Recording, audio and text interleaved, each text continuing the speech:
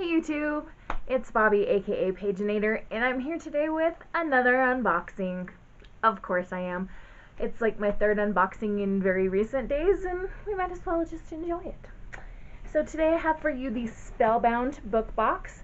This is a very new young adult subscription box service, and I believe it started in December of last year, so this is, I think, their only third box to come out, and I just kind of stumbled on it when I was browsing around Cratejoy, which is a very dangerous thing to do, and gifted myself a 3-month subscription because I can't help myself. So let's dive in, shall we? All I know about this subscription box is it's supposed to be young adult fiction, so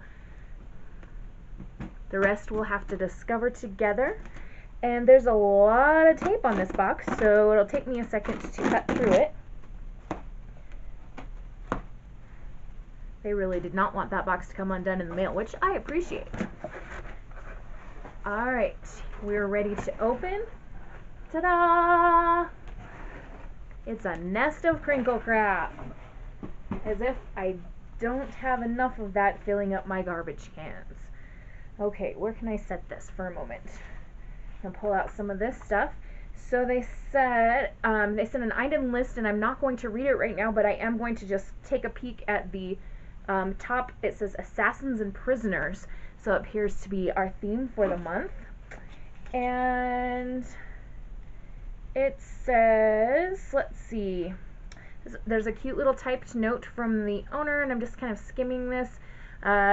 Says, this box was so much fun to create, and I really hope you end up enjoying it. I personally love all the items on the box, and literally kept some for myself because I just really wanted it. I can't even say which one is my favorite. And I can't wait for all of you to see what we have in store for March. So that's really fun that we have a note from the box creator, just to say hey, and I'm excited about my product. That's kind of fun. Alright, so I'm just going to start grabbing items, and the first thing that I see is a pin. And it says, there is no shame in scars. That's quite a pretty pin. It's black with the white and the yellow on it. And that's just kind of pretty. Alright. Next I see a notebook, and it has a quote from Nevernight on it. The brighter the light, the deeper the shadow. And it's just lined paper, just a small little notebook to have handy, and these are always a good idea to have with you. Okay, it looks like we've got some tea here, and it's black tea, jasmine, bergamot oil. And I'm not going to open this because I don't drink this kind of tea, so I'm going to pass this along to someone else. But I'm guessing based on jasmine and bergamot, there's going to be some citrusy notes as well as some floral from the jasmine. So it probably smells amazing. I can't smell it through the package. Dang. Whoever I give that tea to is probably going to enjoy it a whole lot. Alright, there is something wrapped in tissue paper, and I'm kind of wondering if it's maybe a little candle. Yes, it is. It is called The Republic, and it says Fresh Air, Mist, and Outdoors. And so the color you can see is kind of this creamy yellow. Sorry, the light that I have is not helping out with me showing colors. Oh, that smells really like a clean scent, like clean laundry kind of a smell. I like that a lot. Ooh, I might have to burn that candle today as I'm just chilling. Alright, so we have also a bookmark, and this is Elias Veturius, and it says Sabata here. So I'm guessing that that's a character from one of her books, and I have not read all of her books, so dude, I don't know who you are. But we have this man that's got some scruff and some armor, and he looks interesting. Probably some of you out there are going, I know. Please tell me in the comments below what I'm missing out on. Alright, I'm seeing what looks to be a tote bag, and it's kind of filled over with crinkle crap, so I'm trying to shake that off. Oh, it says rattle the stars. And of course that is a quote from the Queen Miss Sarah J. Maas, one of my favorite authors ever. Oh, that's just pretty. I just like the white and gold together. I have a few things that say Rattle the Stars, but I'm okay with another one because I like that quote and what it means so much. Okay, I'm running out of places to put things. All right.